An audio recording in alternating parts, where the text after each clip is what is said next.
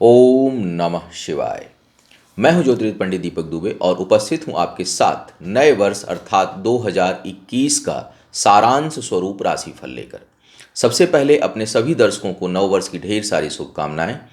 2020 का वर्ष बहुत ही नकारात्मक परिणाम देने वाला रहा, बहुत ही संक्रामक रहा, बहुत ही पीड़ादायक रहा। भगवान शिव से यह प्रार्थना रहेगी कि 2021 का वर्ष पूरी दुनिया के लिए इस प्रकार का ना हो और लोगों के लिए यह वर्ष सुख और समृद्धि लेकर के आए। क्या कह रहे हैं सितारे इस वर्ष, एक एक करके हम करेंगे चर्चा, लेकिन उससे पहले जरा मुख्य ग्रहों की स्थितियों के बारे में बात कर लिया जाए। शनि इस पूरे वर्ष पर्यंत मकर राशि में रहने वाले हैं।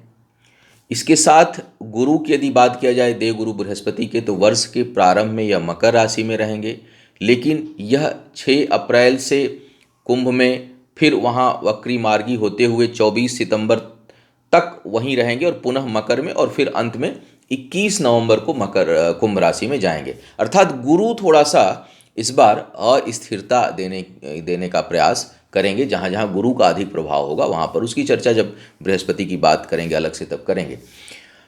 इसके साथ राहु और केतु का जो गोचर पूरे वर्ष पर्यंत रहने वाला है 2021 में, वह क्रमशः वृषभ और वृश्चिक राशि में रहेगा। राहु वृषभ में रहेंगे और केतु जो है पूरे वर्ष पर्यंत वृश्चिक राशि में रहने वाले हैं। शनि की 7.5 और ढैया की यदि मैं बात करूं, तो पहली बात यह जानिए कि शनि की 7.5 और ढैया चंद्र राशि से, अर्थात आपकी कुंडली में चंद्रमा जहां बैठे हों वहां से देखनी चाहिए। तो शनि की 7.5 और ढैया की यदि बात किया जाए तो शनि की 7.5 कुंभ राशि वालों के लिए प्रथम चरण, मकर वालों के लिए मध्य चरण और धनु वालों के लिए 7.5 का अंतिम चरण जो है वो प्रभावी रहेगा इस वर्ष में। शनि की ढैया की यदि बात किया जाए तो यह तुला और मिथुन वालों के लिए रहने वाली है, जिसमें से तुला वालों के लिए यह नकारात्मक परिणाम नहीं देगी, लेकिन मिथुन वालों के लिए यह नकारात्मक परिणाम देने वाली होगी। तो यह प्रमुख ग्रहों की स्थिति थी। अब एक एक करके बात करेंगे कि 2021 में क्या कह रहे हैं सितारे आपके लिए। राशि वालों की बात करते हैं, अर्थात जिनकी लग्न राशि मकर है। अब सबसे पहले देखा जाए कि आपके लिए जो काल सर्प दोष का प्रभाव वर्ष के प्रारंभ में पड़ रहा है वो कहाँ से पड़ रहा है। वो पड़ रहा है आपके पंचम भाव से और एकादश भाव से। ये दोनों भाव जो है वो मुख्य रूप से राहु केतु के प्रभाव में रहेंगे और इस कारण आपका चतुर्थ, तीसरा भाव, दूसरा भाव, लग्न और ये जो सेक्शन है आपका द्वादश, ये काल सर्प के प्रभाव में वर्ष के प्रारंभ में जो है वो रहने वाला है। और मध्य के बाद भी मंगल बाहर निकलेंगे, लेकिन कुछ दिनों बाद बुध निकलेंगे, लेकिन थोड़ा सा शुरुआत जो है वो प्रभावित कर रही है काल सर्प दोष से वर्ष की। दूसरी बात, अगर मकर लग्न राशि के अलावा अगर चंद्रमा भी जन्म के समय आपके मकर लग्न में ही बैठे हैं, अर्थात आपकी चंद्र राशि भी मकर है, कैप्रिकॉर्न है, तो 7.5 का मध्य दौर, शनि 7.5 का मध्य दौर पूरे वर्ष पर्यंत, पूरे 2021 में आपको प्रभावित करेगा। क्या होगा सभी ग्रहों का प्रभाव, क्योंकि ग्रहों की क्या स्थिति है वो मैं पहले चर्चा कर चुका हूँ।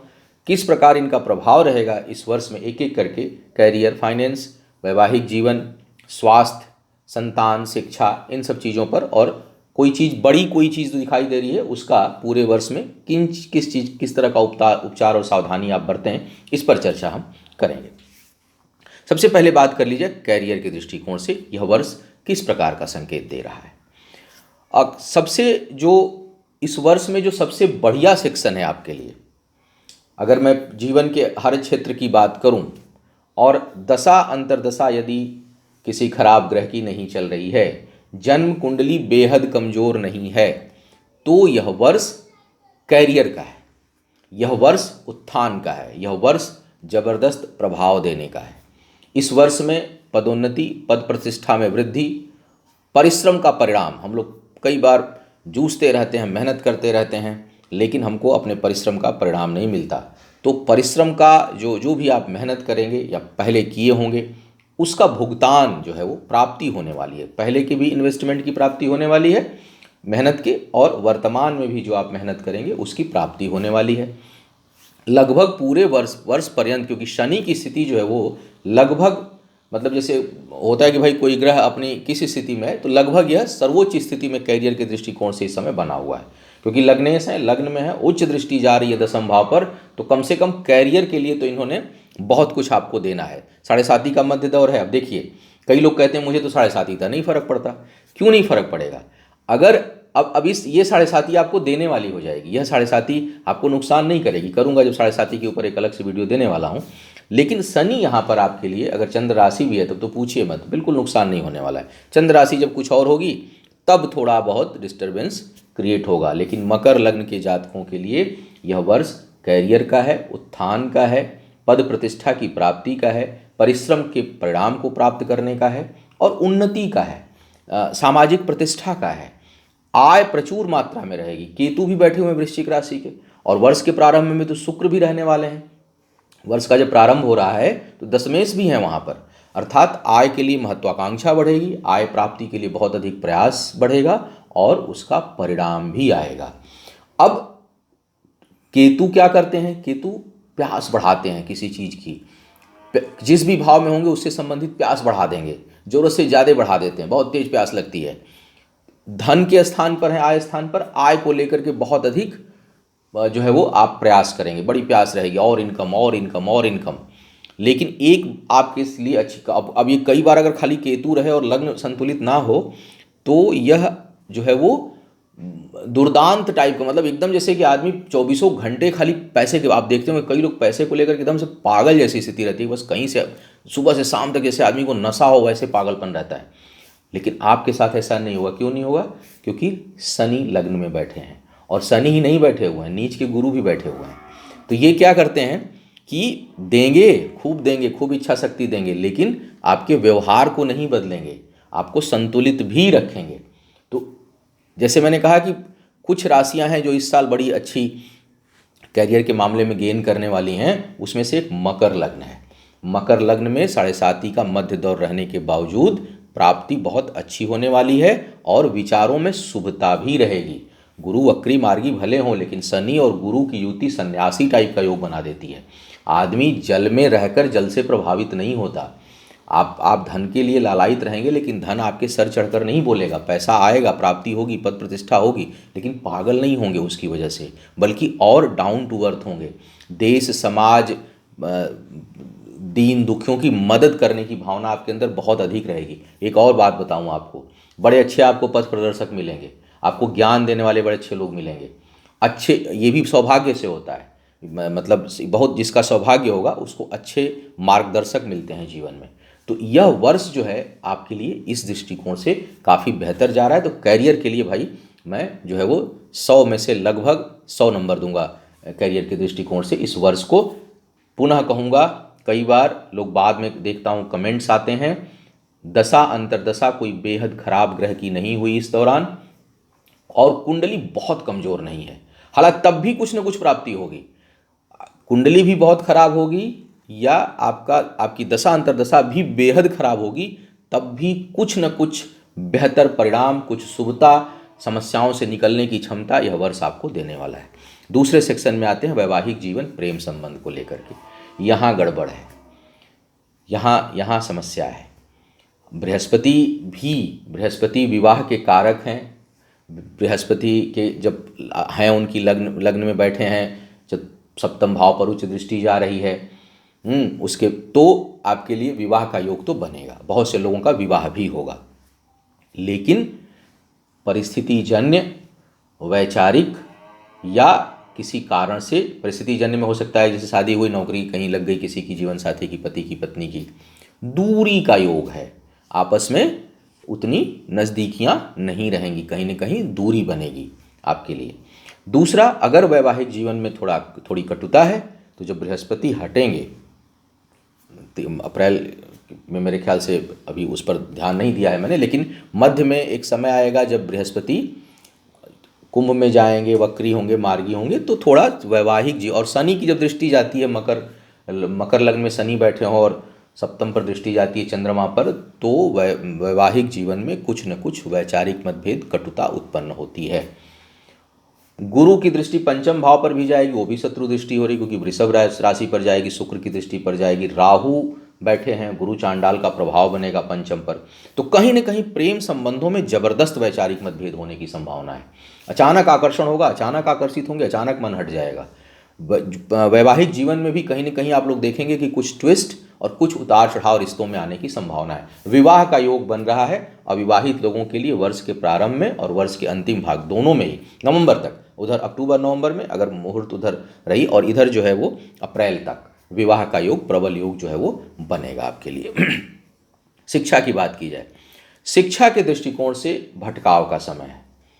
शिक्षा के जितना ही बढ़िया कैरियर शानदार दिखाई दे रहा था, एजुकेशन के मामले में भ्रमित रहेंगे।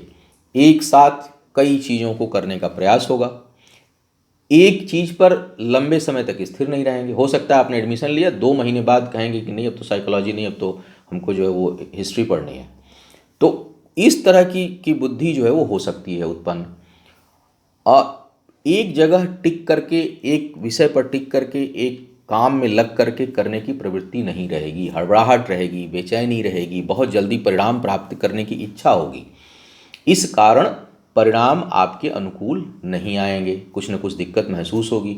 बृहस्पति की दृष्टि भी यहाँ बहुत अच्छी नहीं। हाँ,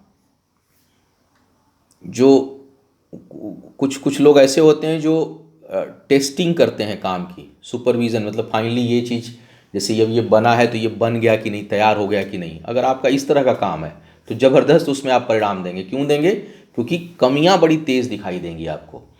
तो कई लोगों का काम ही यही होता है, कमियां ढूंढना। कई लोग सॉफ्टवेयर में जो टेस्टिंग का काम करते हैं लोग, और बहुत सी चीज़ों में टेस्टिंग लगभग आजकल अब हर जगह होती है। क्वालिटी कंट्रोल जहाँ भी जिस सिस्टम में, वहाँ टेस्टिंग होगी। तो टेस्टिंग करने वाले लोग, चाहे वो फूड में हो, चाहे वो मैकेनिकल लाइन में हो, चाहे वो कंस्ट्रक्शन में हो, चाहे वो आईटी में हो, उनके लिए बड़ा काम करेगा। क्यों? क्योंकि कमी उनको बड़ी जल्दी दिखाई देगी, भ्रमित नहीं होंगे, छूटेगी नहीं कोई चीज़, छोटी से छोटी बारीक कमी जो है निकाल लेंगे। तो ये एक तरह से कई लोग कहते हैं कि राहु हमेशा बिल्कुल नहीं गलत देता। काम के ऊपर डिपेंड करता है कि मेरी प्रोफाइल क्या, मैं काम क्या कर रहा हूँ। तो उस काम वालों के लिए यह जो है वो लाभकारी योग बनाएगा। लेकिन जो शिक्षा के लिए है परिणाम, वह भ्रमित होने का है, अपने इच्छा अनुसार स्कूल कॉलेज या रिजल्ट नहीं आने का है, और एक काम में मन नहीं लगेगा। बहुत से लोग साल भर के अंदर अपनी चीज़ों को परिवर्तित कर सकते हैं। इस तरह का योग बन रहा है। उपचार में थोड़ा सा आऊँगा, बाद में आऊँगा। अब बात कर लेते हैं स्वास्थ्य को लेकर के। स्वास्थ्य के मामले में चाहे छोटी मोटी प्रॉब्लम जितनी भी आए, उससे सरवाइव कर जाएंगे। बहुत रेयर कोई ऐसी सिचुएशन होगी, बेहद खराब ग्रह दशा हो तो मैं नहीं कह सकता, कुंडली बेहद कमज़ोर हो तो मैं नहीं कह सकता, अन्यथा यह वर्ष स्वास्थ्य को लेकर के बेहतर है, ठीक है। स्वास्थ्य के मामले में कोई बहुत अधिक नकारात्मक परिणाम दिखाई नहीं दे रहे हैं। चोट चपेट की संभावना कभी कभार बन सकती है, लेकिन वो जब मंथली राशिफल चर्चा करूंगा तब बताऊंगा कि गोचर में कहाँ परिस्थिति होगी। तब तो मंथली राशिफल का प्रयास करिए। लेकिन अगर वर्ष का मैं सारांश बोलूं तो पूरे वर्ष के सारांश की स्थिति यह है कि स्वास्थ्य को लेकर के यह वर्ष आपका सामान्य से बेहतर बल्कि रहेगा। जागरूक रहेंगे, ध्यान देंगे, अपना ही नहीं ध्यान देंगे, अपने परिवार के लोगों का भी केयर करेंगे। कोई भी जरा सा बीमार होगा तुरंत आप सबसे पहले उसमें आप आगे बढ़ेंगे। तो सेहत के मामले में यह वर्ष अच्छा है आपका। अब संतान के लिए देख लिया जाए। संतान प्राप्ति में भी कुछ न कुछ कठिनाई है, बाधाएं हैं। हो तो जाएगी ये इनके इन प्रकार है। 90% चांस है कि जो लोग संतान प्राप्ति के लिए प्रयास कर रहे हैं उसमें 80 से 90% उम्मीद है कि बच्चा प्राप्त हो जाएगा। लेकिन बड़ी कठिनाई आएगी। कई बार क्या होता है, ऐसे 6 मंथ में, 7वें महीने में, 9वें 8वें महीने में बच्चा जो है वो प्राप्त हो, या हुआ तो उससे पहले बहुत ज़्यादा कॉम्प्लिकेशंस मदर को आ गई, या बच्चा हुआ फिर वो उसको रखना पड़ा। तो वो उस तरह की सिचुएशन जो है आपके साथ बन सकती है। तो संतान के पक्ष से कहीं ना कहीं आपको मानसिक तनाव और संतान प्राप्ति में बाधाओं के साथ सफलता का योग, चूँकि कृपा रहेगी कहीं ना कहीं। मरकरी कुछ दिनों में ठीक हो जाएंगे, वीनस ठीक रहेंगे, 2-3 प्लैनेट अच्छे रहेंगे, शनि पूरे गवर्न करते हैं। तो राहु जो है वृषभ राशि में पंचम में उतना नुकसान संतान का नहीं करेगा। कई बार बहुत ज़्यादा संतान दे देता है। तो अब 1 साल की मैं बात कर रहा हूँ, इसलिए मैं केवल एक बच्चे की बात करूँगा। लेकिन जन्म कुंडली में अगर इस तरह के ग्रह की स्थिति हो तो ऐसे कई लोगों को कई संतानें हो जाती हैं। तो लेकिन फिलहाल यह वर्ष जो है वो संतान प्राप्ति का योग तो बनाएगी, लेकिन बहुत अधिक कठिनाई और बाधाओं के साथ। अब इसके साथ साथ कुछ अन्य बातों को देखा जाए, निवेश की बात कर लिया जाए। निवेश के लिए, स्थायी संपत्ति के लिए वर्ष का पहला महीना बहुत अनुकूल है। तो आप अगर निवेश करना चाहते हैं तो जनवरी शुभता लिया हुआ है, फरवरी का भी मुझे लग रहा है कुछ हिस्सा शुभता लिया हुआ रहेगा। तो फिलहाल जो स्टार्टिंग है वो निवेश के लिए अच्छा समय दिखा रही है। तो आप कोई फिक्स्ड एसेट लेना चाहते हैं, कोई संपत्ति लेना चाहते हैं तो अभी आप लें, और 2-3 महीने बाद अगर कुछ लोग बेचने के प्रक्रिया में भी हैं तो उनको भी लाभ मिलने वाला। तो संपत्ति से कहीं ना कहीं आपको अच्छे लाभ का योग है। वर्ष के प्रारंभ में भाग्य का बहुत साथ नहीं रहेगा, भाग्य थोड़ी सी नकारात्मक रहेगी, लेकिन बाकी उसके बाद का जो समय है वो भाग्य के लिए भी ठीक है। इसका मतलब ये नहीं कि सट्टा और जुआ खेलना है, मतलब ये है कि आप काम खुल करके अच्छे से करिए। अब थोड़ा उपचार की बात कर लिया जाए कि उपचार क्या करना है और सावधानी क्या रखनी है। शनि या बृहस्पति की दशा अंतर्दशा नहीं होगी तो जो मैंने कहा कि केतु का प्रभाव या राहु का प्रभाव ये बहुत हावी रहेगा आपके ऊपर। इसके कारण सोच, कार्य का क्रियान्वयन, उसका एग्जीक्यूशन जो है वो बार बार डाइवर्ट होगा, और थोड़ा भले शनि केतु उसको शनि और बृहस्पति संभालेंगे लेकिन डिस्टरबेंस क्रिएट होगा इन कारणों से। उत्तेजनाओं पर नियंत्रण रखना है, गलत संगत से बचना है, खान पान में ऐसी चीज़ें खानी है जो बुध के प्रभाव को बढ़ाए, राहु और शनि के प्रभाव को ना बढ़ाए। इसीलिए कहते हैं ना कि अन्न, इस अन्न का दान करिए, ये चीज़ करिए। इसका मतलब क्या है कि आप उससे संबंधित ऊर्जा को जो है उसका त्याग करिए जो निगेटिव है, और जो पॉजिटिव चीज़ें उस ऊर्जा को बढ़ाइए। तो हरी सब्जियों का अधिक, जूस का, फ्रूट का, इन सब चीज़ों का अधिक जो है वो सेवन आप करें। दूसरा, राहु केतु का प्रभाव लग्न पर दिखाई दे रहा है, शनिदेव जो है वो लग्न में है, तो भगवान शिव और गणेश की नियमित आराधना करिए। देखिए, मैं हूँ पूजा पाठ वैदिक ज्योतिष से संबंधित कार्य करने वाला व्यक्ति। कई लोग पूछते हैं कि भाई आप पूजा ही क्यों, क्योंकि मुझे ये सर्वश्रेष्ठ लगता है। तो आप जो है वो भगवान गणेश और शिव की आराधना नियमित करिए। राहु और बृहस्पति संबंधी दान जो है आपको इस वर्ष में जब जब दिल करे, नए साल के प्रारंभ में कर लें, उसके बाद जब इच्छा करे, जन्मदिन है, मैरिज एनिवर्सरी है, बच्चे का जन्मदिन है, तो उसके आसपास बुधवार या शनिवार या गुरुवार को बृहस्पति संबंधी दान, और बुधवार या शनिवार के दिन राहु से संबंधित दान, ये दो जो है वो दान कर्म आप करते रहेंगे तो यह वर्ष काफ़ी बेहतर होगा। यह था 2021 के लिए सारांश स्वरूप आपका वर्ष फल। आपका आने वाला समय शुभ हो, आयु, आरोग्य और ऐश्वर्य की वृद्धि हो, इन्हीं शुभकामनाओं के साथ आपसे विदा लूंगा। पुनः मुलाकात होगी किसी नए विषय पर, तब तक के लिए मुझे आज्ञा दें। ओम नमः शिवाय।